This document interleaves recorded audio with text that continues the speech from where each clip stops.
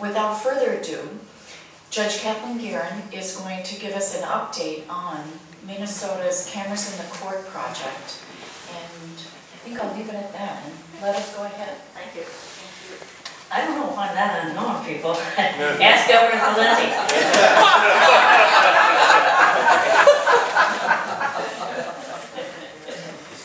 Still not one of my favorites, but that's fine.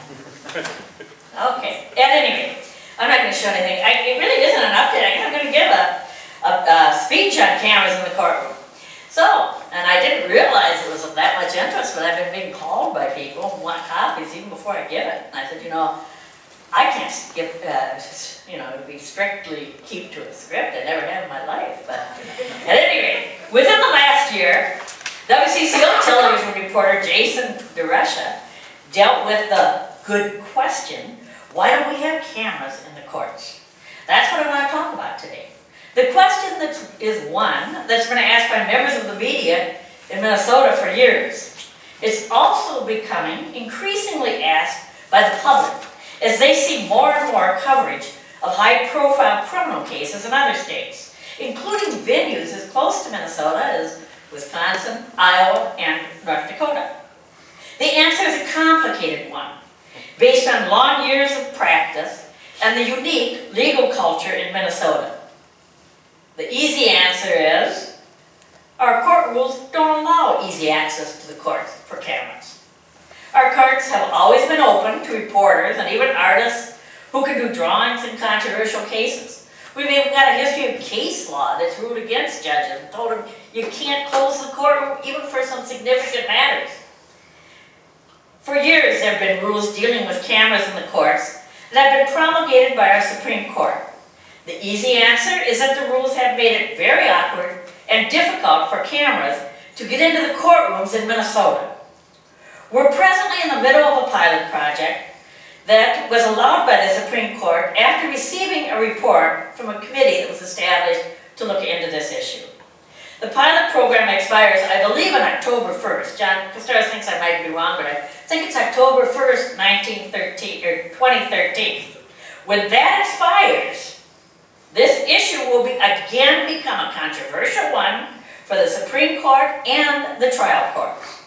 It was hoped by the media and many judges that the pilot project would result in more practice with having cameras in the court.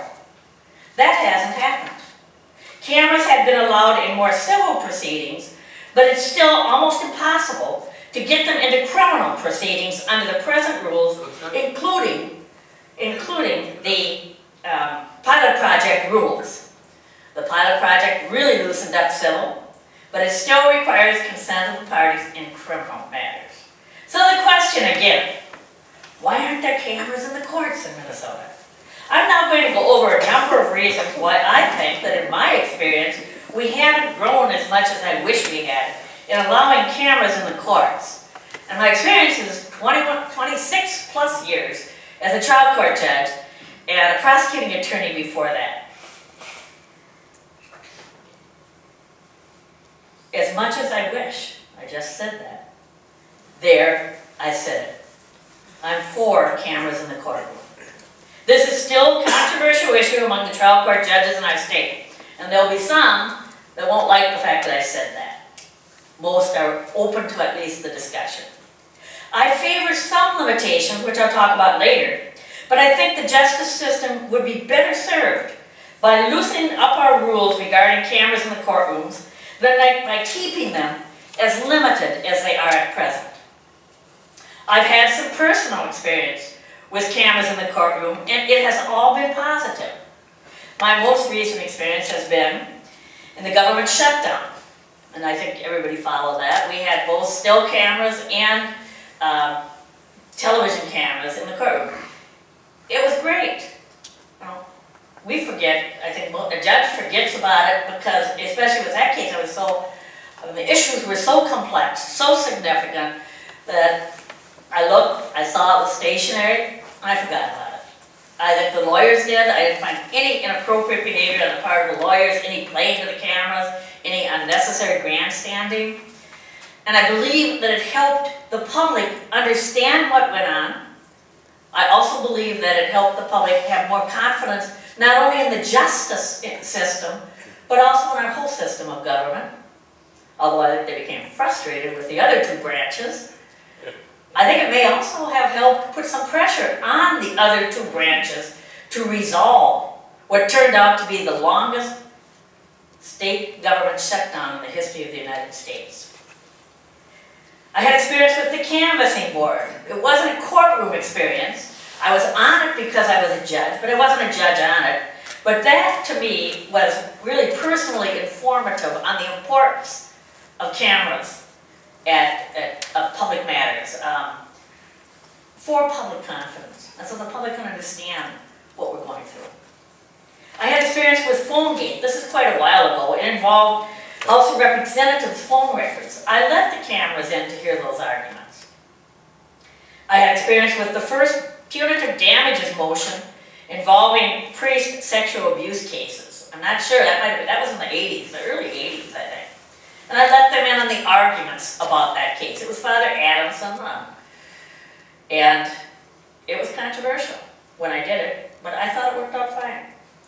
So, the question repeated again, why aren't there cameras allowed in the courtroom?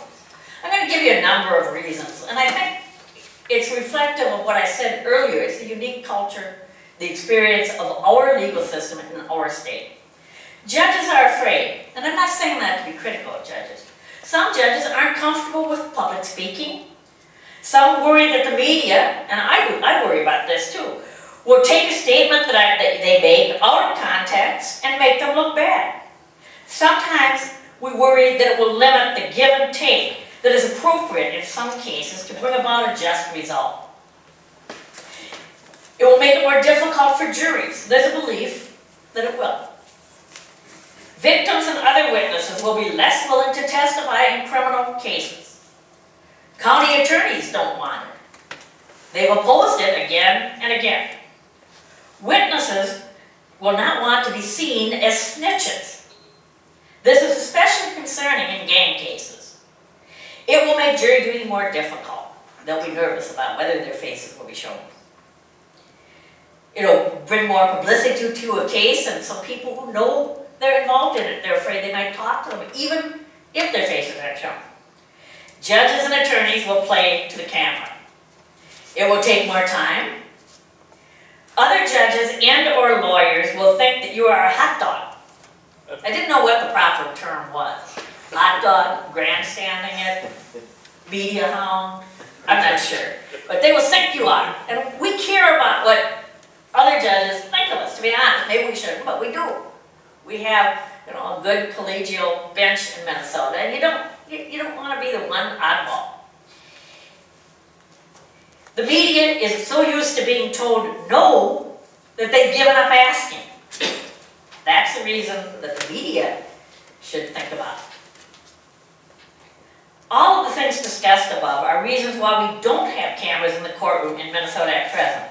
None of them, in this speaker's opinion, are so impossible to deal with that Minnesota courts should not work with responsible media representatives to make our courtrooms more accessible to cameras, not only in civil matters, but also in criminal matters.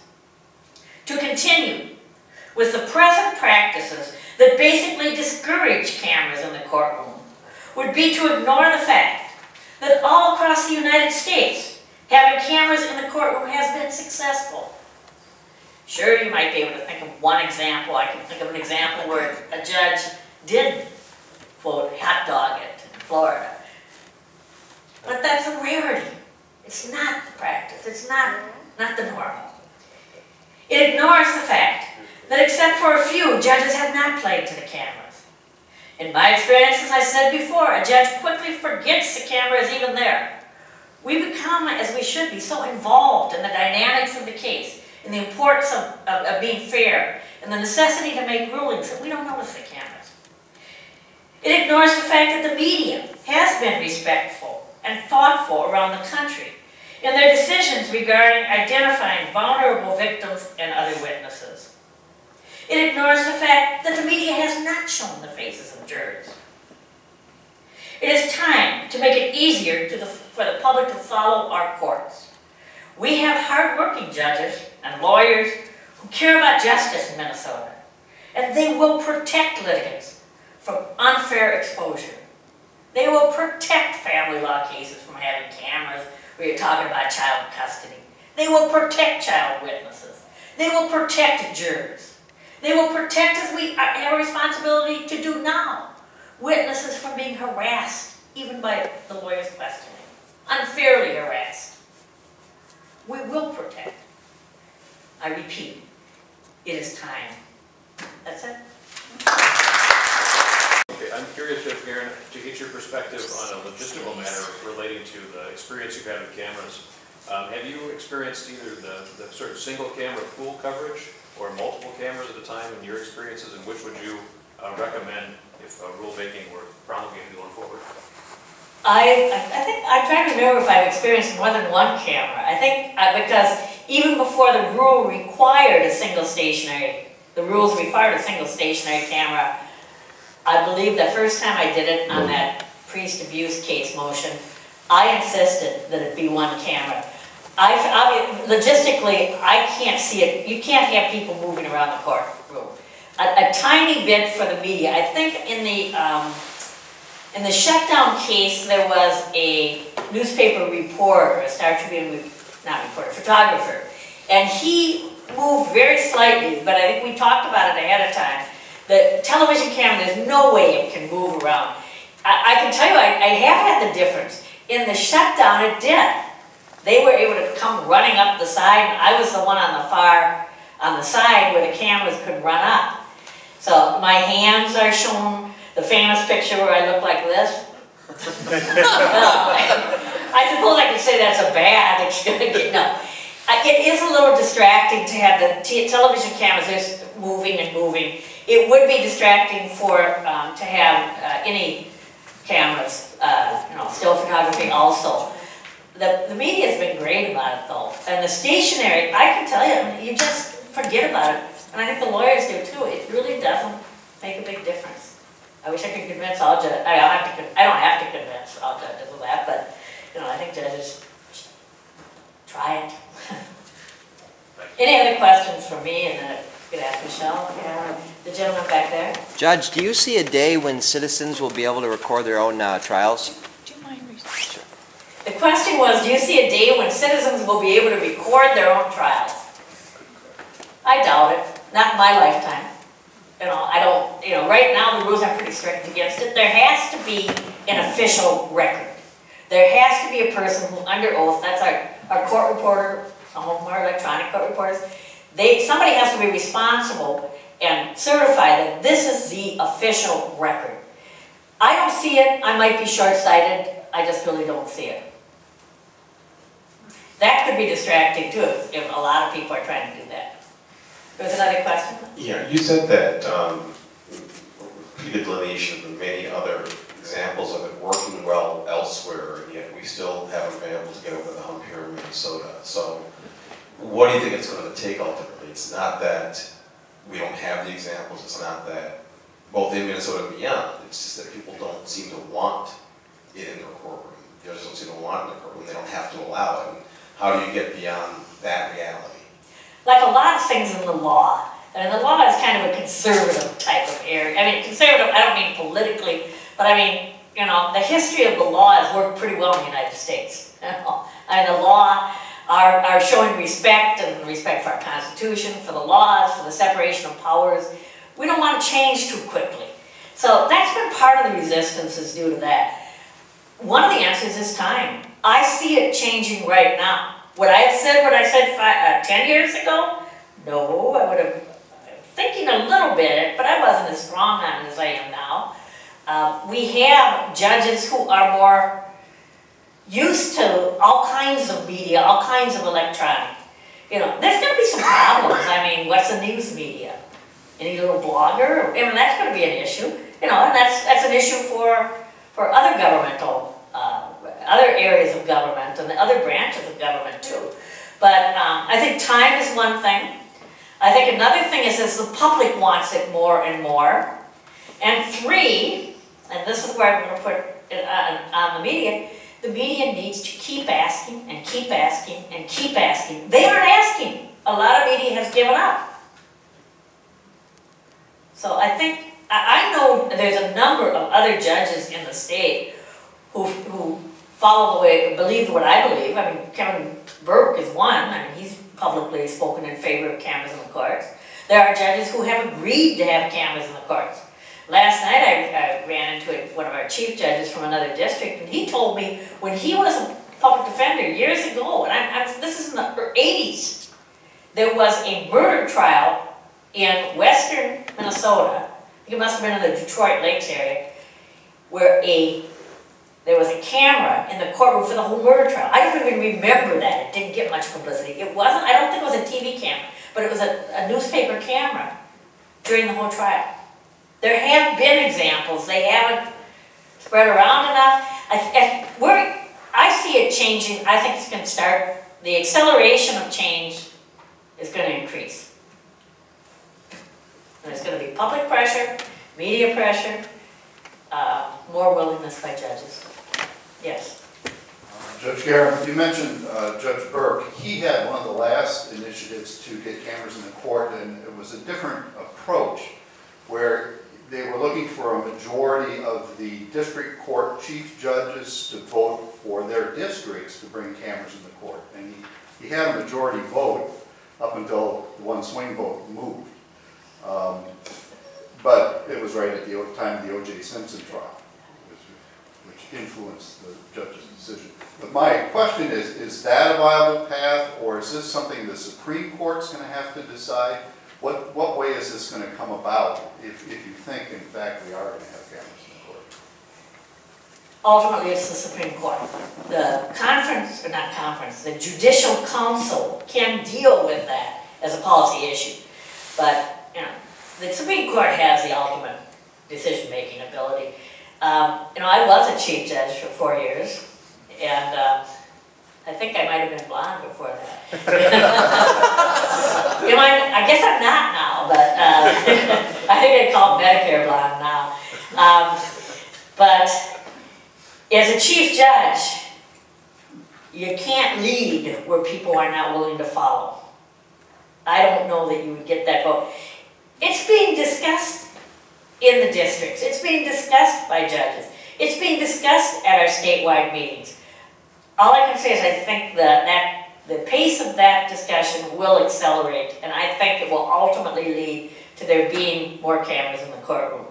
But if you want to say, if the Supreme Court wants to thrust it upon the trial courts before they're ready, I'm not going to say it could be ugly. We will follow the rules of the Supreme Court. We will follow the orders of the Supreme Court. But it will be better if the discussion is accelerated and we come to it. It will be best that way. But there needs to be both a nudging and an increase in discussion and education. Mr. Kostaras wanted to say something. He's our public relations director. Did you, Mr. Don? Yeah. Okay. Here, let me. Give him the microphone. Well, I just wanted to mention, thank you, Judge Gearin. You know, my experience has been that there are many judges who would be willing to do this. There are increasing numbers. The rules right now require both parties. And the experience I've had just in the time I've been here is most of the time the veto comes from one of the parties. So I would say advocates really need to be talking to county attorneys who vigorously oppose this and victim advocates groups to try to help them feel less threatened by it or something, because I know many judges that over the years would have allowed it in a particular case, but one of the parties said no. There have been a number of other times where I would have allowed it, including in criminal, but one side or the other opposed it. Sometimes it's the defendant and their attorney has to follow what they want. Frequently it's the county attorney. Yeah, John's right. Probably, he raises a good point. It may be, we might have reached the point, there hasn't been any vote, but where judges are more willing than other groups. Judge, thank you. 35 years ago, the Supreme Court also had a task force, and as a law student, I attended all of them. And most of the people who got on the task force were not of determined nature. This never happened. including Ramsey County Judges Siegel and Orris Godfrey. They wanted to make sure that this never got done. But the Supreme Court was still willing to let it go along, and ultimately the Bar Association got involved. I chaired a committee of the Bar Association. But the point has been made. As long as it was optional, it was never going to happen, because time and time again, somebody was always going to veto it. So I think as long as the Supreme Court allows it to be optional, we'll never see it. So I think at some point, and you're right, they may not be ready yet, but at some point you're going to have to say this is going to be the rule and let it go from there. Well, I think the first step might be to not allow a party to veto it. And that's what I'm saying is very controversial. I mean, the county attorneys would be, and some victims groups, and maybe some defense attorneys would not be happy with what I've said today. And it's just not a matter of vetoing it. They would have to put in some good reason. If they have a good reason, the judge can exercise. Right. I mean, you'd have to give them, always a judge would want to give them a chance. There may be a situation where a witness who wants to testify is threatened with death and has to be protected. You know, that's happened. I've seen those trials. I've had those trials, and I don't care what, I would not let a camera show that person's face. I remember our discussions in the court rules of access to records, finding out the head of the county is actually using cameras in his courtrooms to record the proceedings, but the cameras are controlled by the judiciary, not by the public. Do you see any of that expanding across the state?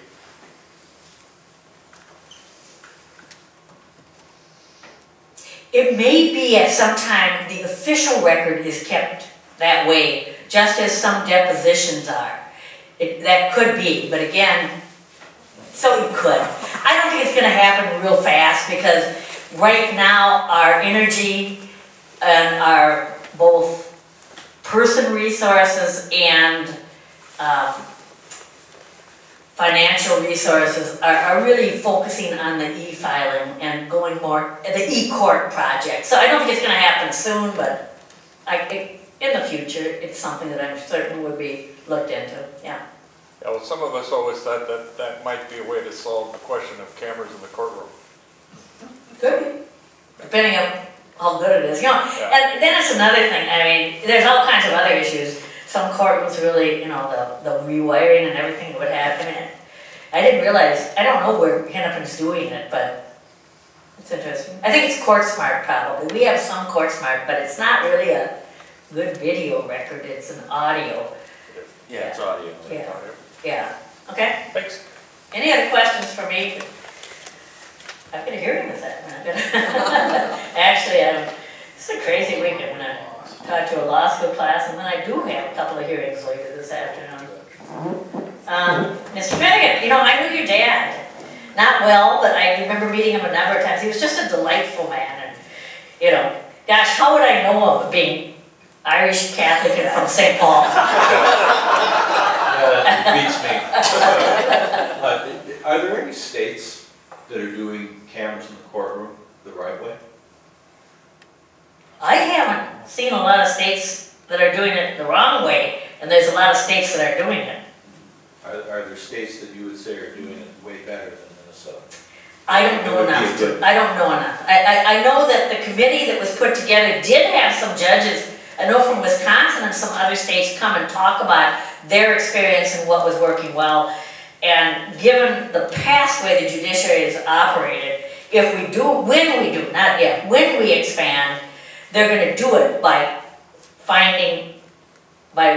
benefiting from the problems other states had and have corrected. We always do it. We always look into that.